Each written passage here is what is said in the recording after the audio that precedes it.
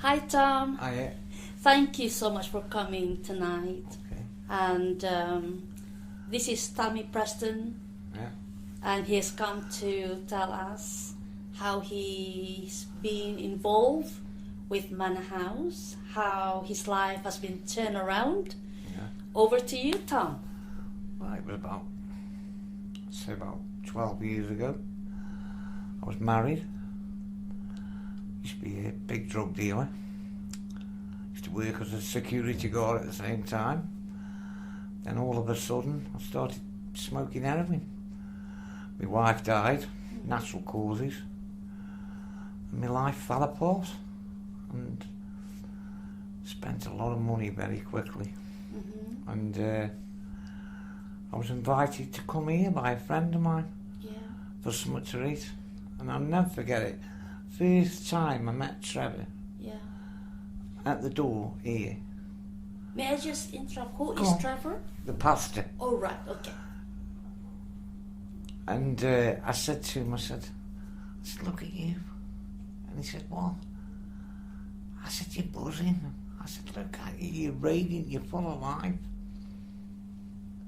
I said, I want what you've got. Mm-hmm. And he opened the door. He said, come in for free. And my life is just, it's mad. Great. Good. So what was it like before you came to Manor House? For me? What was your life? Yeah. Oh, drugs. It was mainly drugs. Selling drugs, buying drugs, taking drugs. I was in a coma for 3 weeks. You were in a coma for 3 weeks? Yeah, Why OD'd. was that, Tom? OD'd. I was, to be honest, I'm not going to cut any corners. I carried a gun for 2 years. Mm-hmm. That's what kind of person I was. Okay.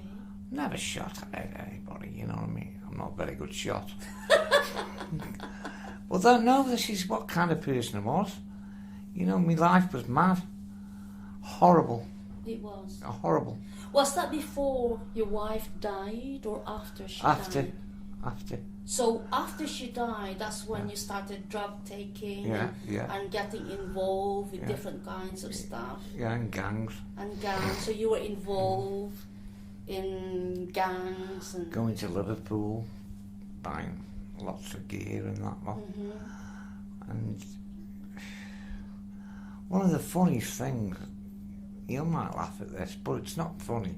This is what people do when they're on drugs. Mm-hmm. Coming on the A500, Mm-hmm. and there's a police car in front of our car, Mm-hmm. there's a police car behind our car, and there's a police car at the side of our car. Mm-hmm. I've said to my mate, Mm-hmm. I think they want to stop. And he says, they'll let us know.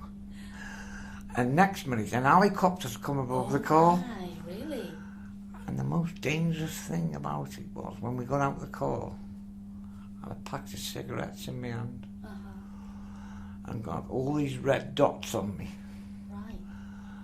telling me to throw this cigarette case on the floor.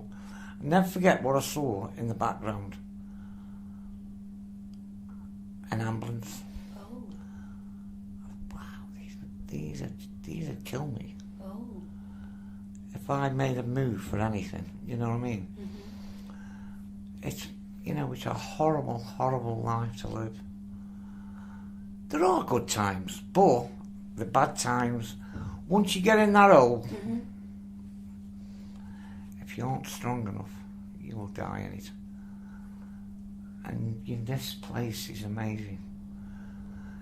You know, it obviously doesn't help everybody, because everybody doesn't really want help. It's just, most things drug people want is things for nothing. So you just said that somebody invited you to come to Manor House. Yeah. What for? To see the pastor or Yeah, to see the pastor. to Yeah. get some help? Yeah, to see the pastor. And that's it.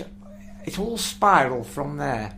I spoke to Trevor, told him my condition, and he put me in rehab for 9 months. oh, right.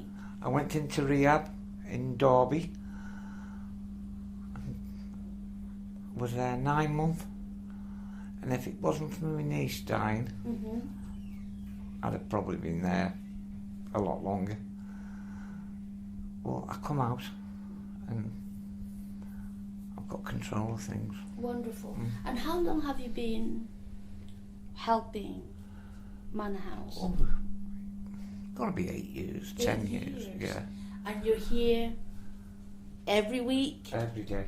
Every day? Yeah, bar Friday and Saturday, so 5 days.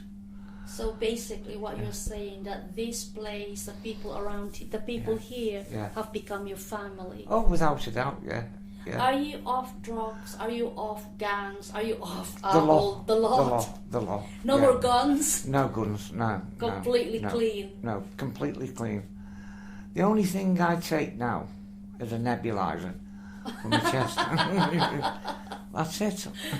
Wonderful, Tom. So how does it make you feel that you're able to do what you do now by volunteering and helping others? Do you think the people downstairs, do they know who you are, what you've been through? Some of them do, yeah. And has that given you the incentive to talk to people, of course, to change their life around? Yeah. Because, within 10 minutes or 5 minutes of speaking to anybody, I could pick you, and what's going on in their heads very quickly. You'll know if somebody wants your help. It doesn't stop me trying to help. I see. You know what I mean? The biggest thing I've learned the last 3 years here, how much there is of mental health problems. Oh, really? Oh, it's huge. Why do you think that is, Tom? I think it stems from a lot of drug abuse. I see. Yeah. So what do you think is the main contributing factor of you changing your life around? Death. Death? Why? I was losing everybody. I lost my sister. I lost me. You were scared of dying? Oh, it isn't that I'm scared of dying. I just didn't think it was the right time, you know what I mean? I mean, why would the world want to lose somebody like me? I'm serious though, no. So what changed you? What changed you? I went into Batal, a Christian rehab. Okay. And they did. They helped me so much. In what way? To find God, really. Really? Yeah. Because He's there, but you don't take no notice. Yeah.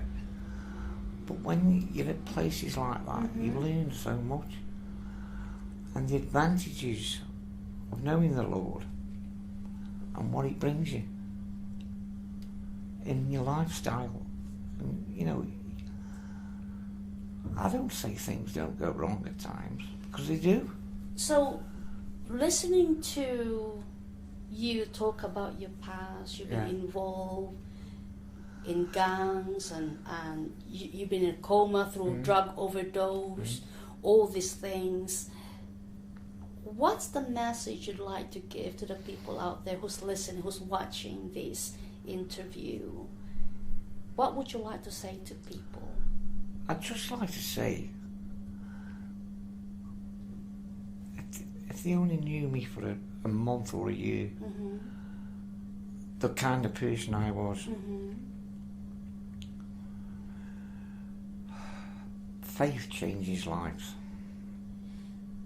Tom, there's just something that I remembered you saying, that not long ago you were in hospital. Yeah.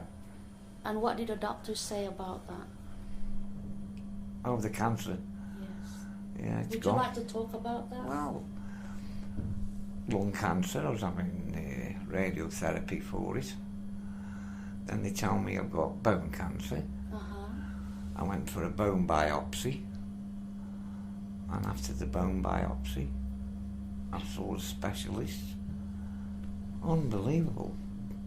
Both of them had gone. Wow. Both. Really? The doctor gave you how many weeks to live? 4 months. 4 months. Yeah. And this is actually documented because of course. Pastor Trevor knows about this, your family knows about this. Yeah. And how did you feel when that happened? Great.